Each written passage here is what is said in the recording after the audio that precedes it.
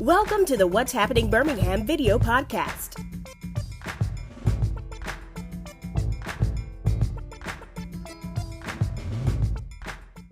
This podcast is brought to you by the Jefferson County Department of Health.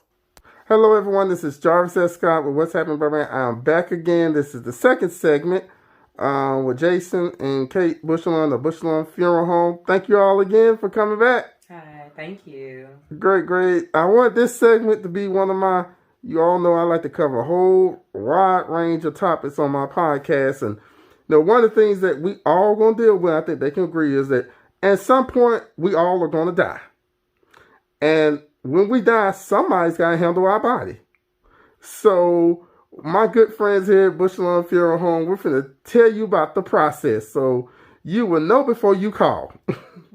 So before we start, can you give us this background about the business? You all start because, like I said in the previous segment, if you lived in Birmingham, or pretty much you've lived in Birmingham, you've heard of Bushelon Funeral Home. One of the largest funeral homes here, family-owned, black-owned businesses here. I always like to call a staple. And also, before I start, I want to give you all your flowers. Literally, I know you're in the funeral home business, give you your flowers. But to congratulate you all on the continuing success you all have had, over the years of having a successful business and also growing it and also employing, because that's the biggest thing, too, is like you can be one, but you all employ. How many employees do you all have total? Here I have 10 full-time employees and numerous part-time staff. Okay. So, first start off, Kate. Okay, well, my name is Arlillian Kate Bushelon. I'm the manager at Bushelon Funeral Home. We started by our father, back in 1976. Started off as just a wood house on the corner. Now it spans a block long. I also have my brother here, Aubrey Jason Bushelon. Let him. Yeah. Well, basically, I was in the funeral business from birth. Used to get picked up from school, come straight to the funeral home. So it was kind of born and bred in us. But over time, we saw needs for other families, other sides of town to be serviced. A funeral home is more of a community endeavor. Mm-hmm. So we have expanded. Now there's 3 locations in Birmingham. This one, the primary one in West End. We have one in Gate City on the eastern side of town, and we have one off Finley Avenue on the northern area. Just coming to a neighborhood near you to serve. Okay, so let's start the process. I give you a call, say, Kate, my loved one passed away. What's the next steps after that? Well, of course, I'm going to extend my condolences to you, and we never take it lightly that someone calls us because there's so many other funeral homes you could call in the city, but for you to call us, that's an honor. So I definitely will kind of walk the process with you. I will let you know that we'll send a removal team for your loved one and kind of get an idea of what you were looking for as far as if you want to go the traditional route, which means a burial, or would you like to go the route of cremation? We would send a removal team to where your loved one passed away. We'll set up a time that we all can do arrangements so that we can do the final disposition of your loved one. And in any matter that you choose, we'll be sure to make sure that we are able to do so. And I do want to add this. Jason did something incredible in 2009.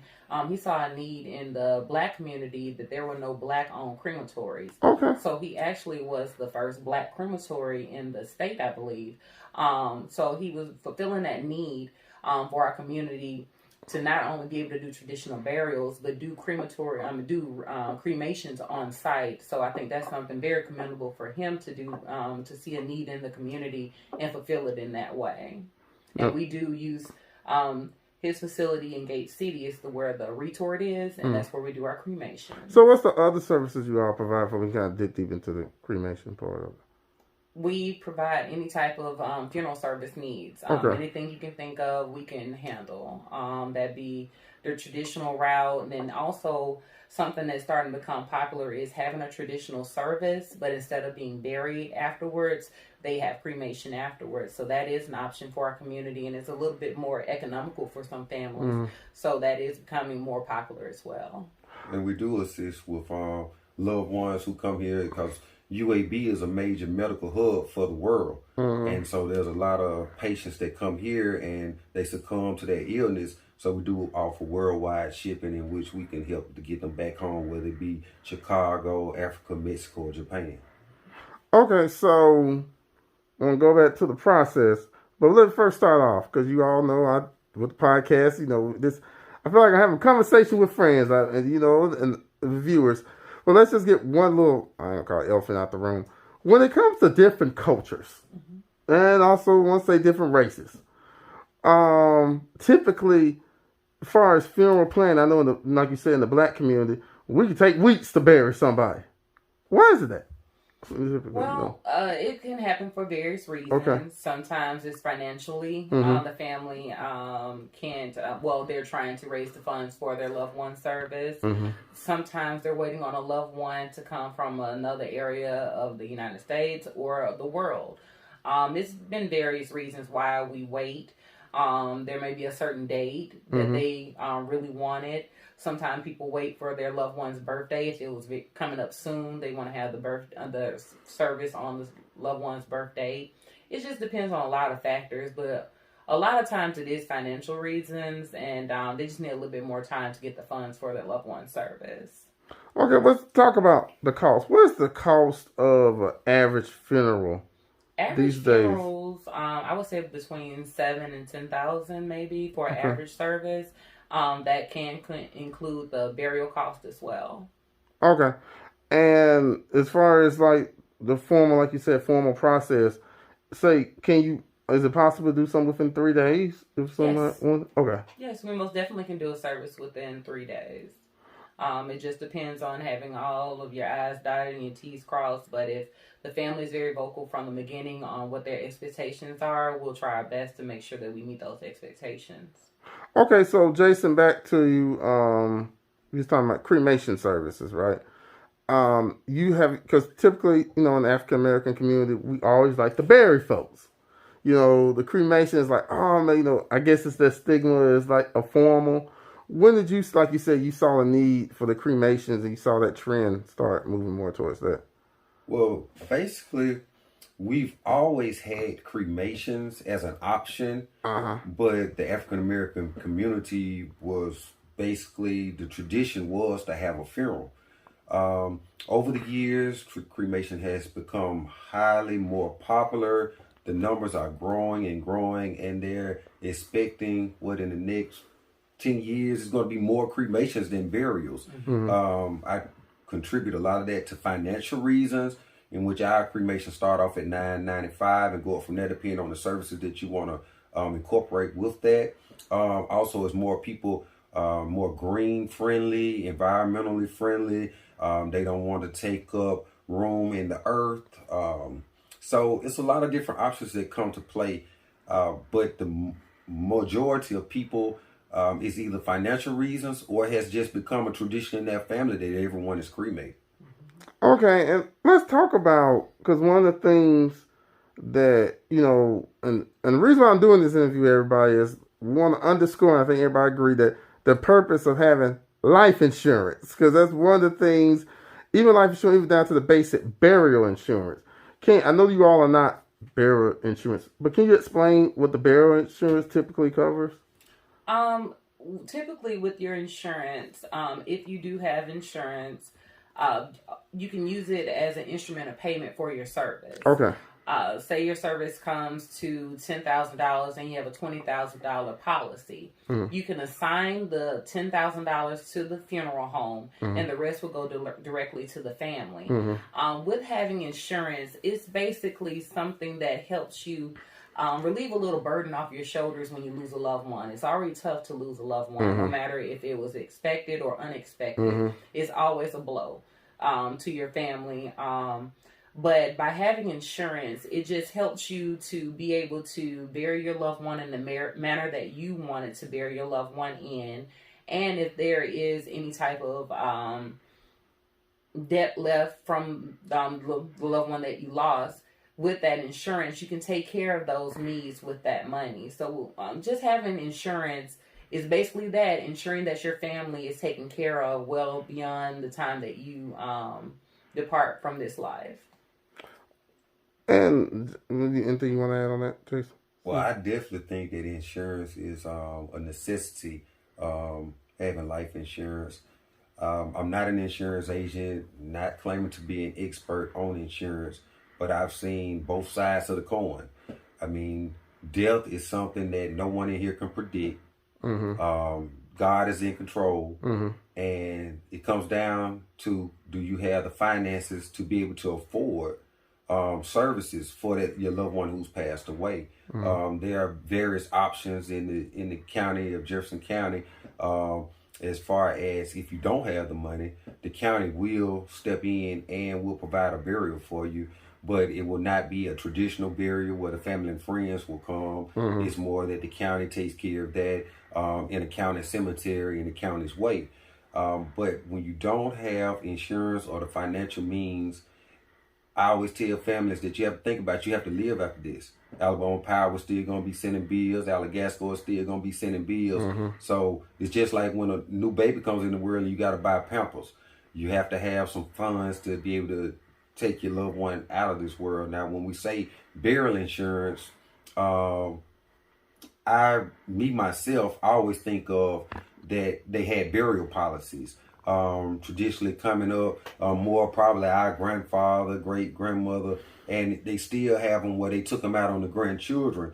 But it was a company called Brown Service, which is still around now, that actually has burial policies that we still see maybe once or twice a month, which they will provide for the complete funeral service, but you have to take the casket, and options that they have available. If you choose anything outside of that, it'll void the contract. And some families might get $100 cash value. Some might get $300 cash value, but not more than about $600 cash value.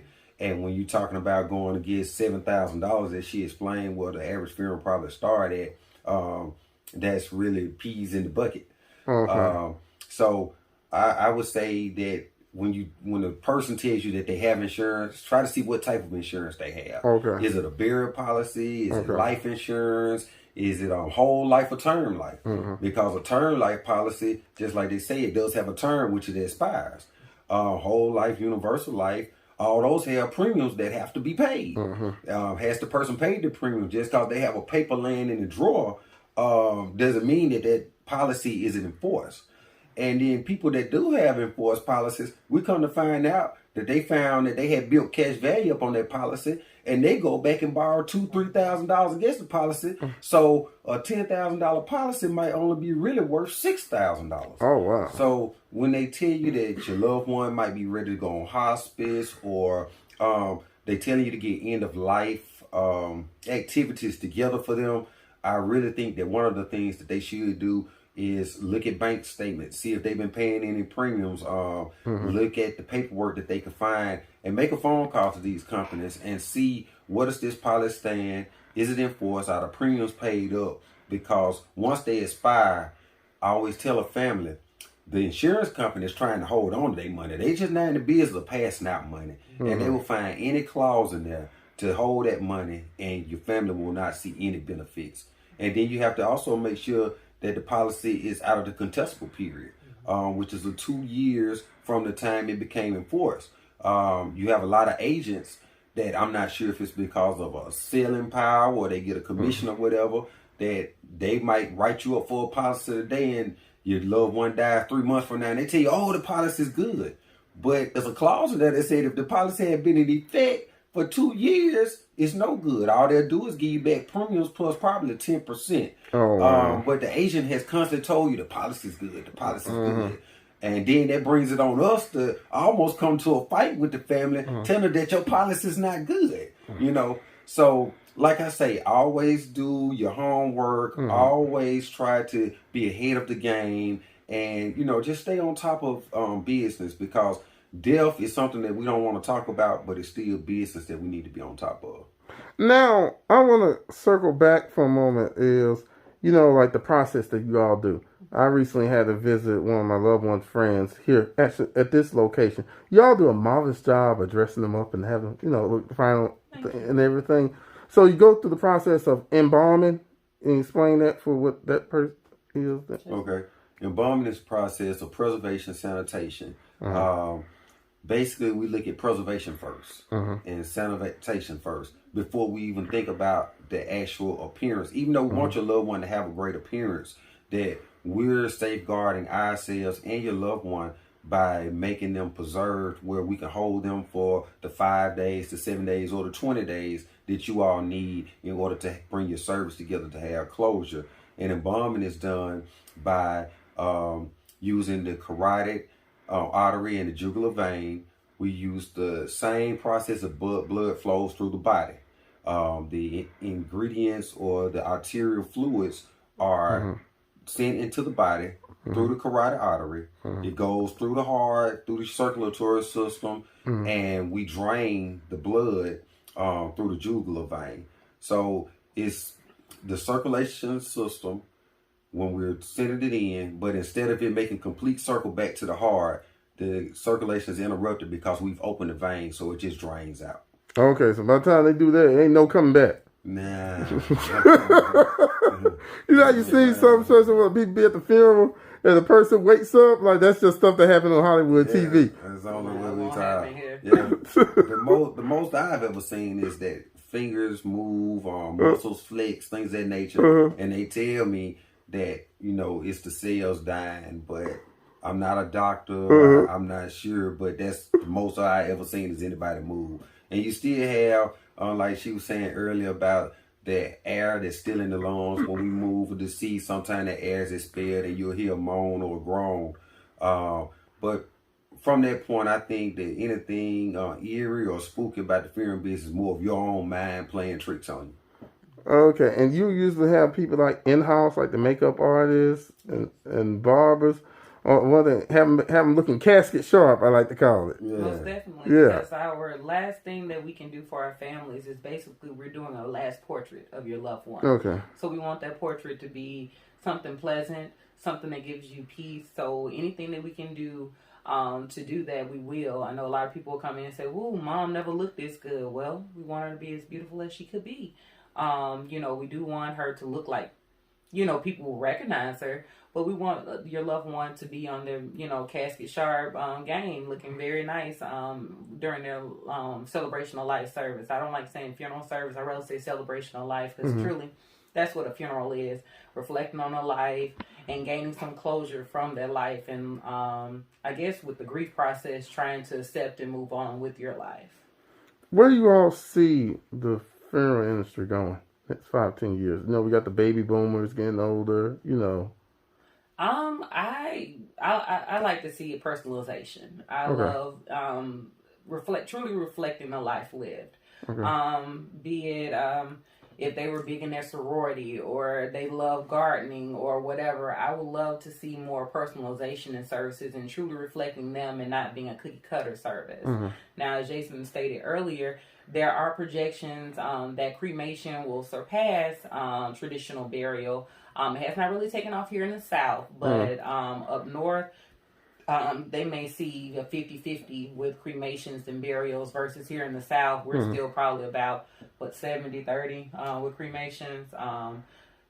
We really don't know. I mean, COVID taught us that we do not know everything about the industry. We both have been in this industry all our lives, and COVID made us throw the book out and start all over. So, I used to be able to plan and think out, you know, outside of the box and think ahead, but with COVID, I've learned to take each day at a time and just fulfill the needs of my community. And I think that Walmart has ruined a lot of people. You got more. I mean, her aspect, and we serve different clientele at our different locations. But from what I've seen is that more people are into saving money these days. Just like Walmart is the low price shop, I think more people are shopping out funeral services. We get more calls for people shopping for prices, even after someone passes, instead of just trying to see the best for their loved one. Everybody, even with the insurance policies, we find more people are trying to see how they can save and get more out of this policy, rather than saying that this policy was meant for the buried mama or buried daddy, and let's make sure daddy gets a good home going. So on my end of the spectrum, I'm seeing more people up to the low price shopping it used to be where people valued funeral service and wanted to see the best for their mother or father. I think today is more people trying to see how can we get this over with in the cheapest way. And that's just being real about it. Everybody's trying to see how much they can keep in their hands and not spend out. Okay, and so I always like when I get first business people together, and just when people think Bushelon Funeral Home, what do you all want them to think? Like, just 2 or 3 words. Truly a family business. Okay. Dignified service for your loved one, professional, and people that'll really look out for you and take care of you. Okay, and what's the phone number, website if they want to call you all? All right, Bushelon Funeral Home is located at 800 14th Street Southwest. Our telephone number is 205-786-3449. Our slogan here is "We care for you and your loved one." So a new dimension to our funeral home that we're starting to, we've been doing it for a year now. We also do West End food truck parks. We do that West End food truck park. We do that every Thursday. And it's just another way to reach out to our community, not only meeting your needs during your time of bereavement, but also meeting the needs of our community. Our community is a food desert. So every Thursday, we try to have food trucks here so that we can get good, fresh food to our community from 11 to 2:30 every Thursday. Oh, wow. Anything you want to add, Jason? Yeah, we also have Aubrey Bushelon Funeral Directing and Cremation Services, which is on Georgia Road in the Gate City community.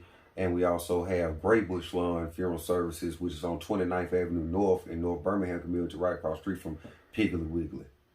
Okay, well, I want to thank you too. I swear I could just we did 2 segments, but man, I'll tell you, once we get into it's because this is a subject and topic I think in our community we don't like talking about. And we need to have these hard conversations because when it happens, life comes at you fast. And you got to be able to make quick decisions. And most importantly, you got to be able to make good financial decisions. But I like how you mentioned, Jason, that you can't be... before I even stepped in the interview, people think about doing Walmart shopping to funeral arrangement plans. But you all, if you're watching this video, please reach out to them. Because it's better to start talking about this before a loved one passes than after, especially on the planning of this and everything. So I'm probably going to have you all back on in the future, from time to time. But I want to thank you two both. Personally, I want to thank your family because I always look up to all black entrepreneurs here in the city. And your family's always growing up. I've always heard you all name, along with other names, but I always heard the Bushelon name. So I want to thank you. I never, met your father, but thank him for having that vision, that foresight to, step out on his own. Most definitely. And do this. So definitely want to bring y'all back in. So I'm letting them know that. Yeah. Well, thank you for having us. And when you say our father, I tell you to this day, I don't know if my daddy can read and write, but if you just know the business, see what can happen. Okay. So thank you all for watching this video. Please check out whatshappeningbirmingham.com for more videos. Check out me on Apple Podcasts. Y'all have a great day. And just have a great day, everybody. Thanks again. Bye-bye. Bye-bye. Thank you for watching the What's Happening Birmingham video podcast. Please check out our website, app, or subscribe to our YouTube channel for the latest videos today.